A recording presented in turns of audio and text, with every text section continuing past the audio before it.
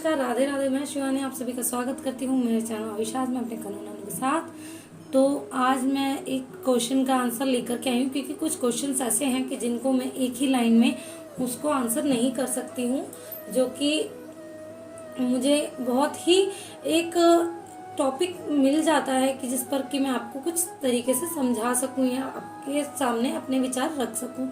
तो ये जो क्वेश्चन है ये है कि अगर हम जगन्नाथ जी हमारे घर में आए हैं और हम उनकी सेवा कर रहे हैं तो उनका श्रृंगार करना डेली ज़रूरी है या क्या ज़रूरी है, क्या नहीं ज़रूरी है।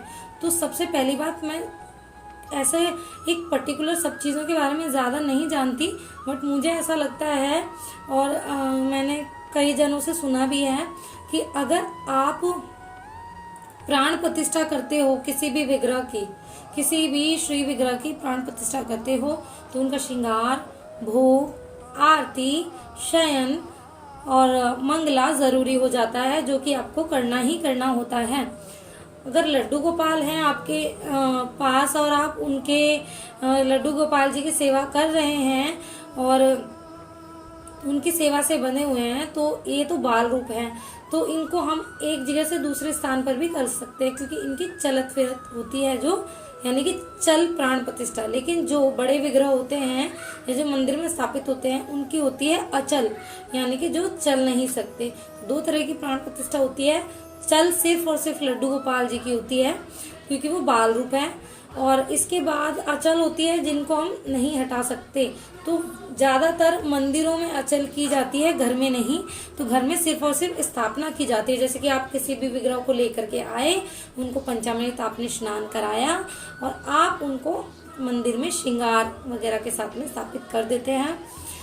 भोग सेवा जो भोग सेवा वगैरह इत्यादि सेवाएं हैं वो आप उनको दे रहे हैं, उनकी कर रहे हैं, उनकी सेवा में अग्रसर हैं, बहुत अच्छी बात है। लेकिन आप ये ध्यान में रखिए कि आपको किसकी प्राण प्रतिष्ठा करनी है और किनकी स्थापना करनी है। अब बात फिर से जगन्नाथ जी पर आ जाती है कि क्या हम उनका डेली श्रृंगार करें।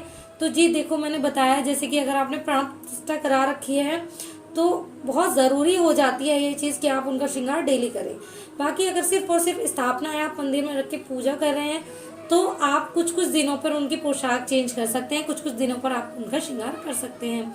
जैसे कि 4-5 दिन या एकादशी और या पूर्णमासी, एकादशी, ऐसे कुछ दिन होते हैं, 3-4 दिन बाद, हफ्ते बाद, ऐसे आप श्रृंगार कर सकते हैं। और भोग आपने डेली लगाना है। हो सके तो मंदिर में भी आप डेली भोग लगाइए। लड्डू गोपाल जी को आप भोग लगाते हैं, किसी के मंदिर में विराजमान होते हैं, कोई अपने साथ रखता है, जैसे कि मैं अपने साथ रखती हूँ इनको, हमेशा ये मेरे साथ ही हैं, मानसिक रूप से भी और वैसे भी हमारे साथ ही हमेशा रहते हैं। लेकिन अगर किसी ने ठाकुर जी मंदिर में विराजित कर रखे हैं तो जब ठाकुर जी को भोग लगाते हैं तो मंदिर में सभी को भोग लग जाता है। लेकिन जो लोग अलग ठाकुर जी को भोग लगाते हैं तो वो ये जरूर ध्यान रखें कि मंदिर में भोग जरूर लगाना चाहिए। अगर आप मंदिर में भोग लगाते हैं तो आपके घर में धन धान्य की, खास करके आपके जो किचन के भंडार में कभी कोई कमी नहीं होती। मां अन्नपूर्णा का हमेशा आपके किचन में वास रहता है। तो आपको ये बात ज़रूरी ध्यान देने वाली है। बाकी बात आती है हमारे मन और भाव की। अगर आपका भाव है तो आप डेली श्रृंगार कीजिए, अगर आप कर सकते हैं तो।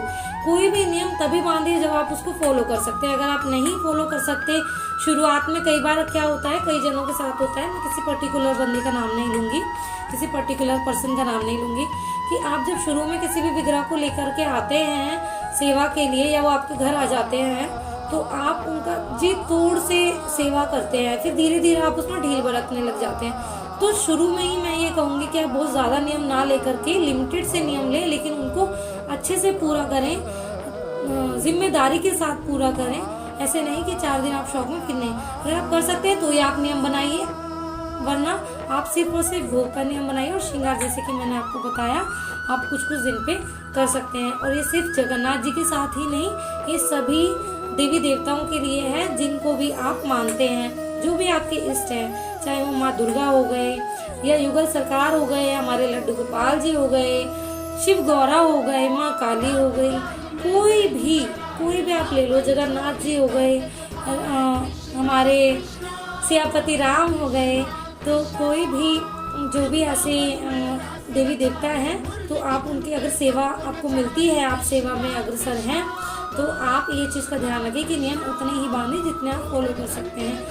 पाबंदियां ना हो जाएं या आपको वो सेवा बोझ ना लगने लगे, इसलिए लिमिटेड से नियम रखें और उनको खुशी खुशी आप पूरा करें।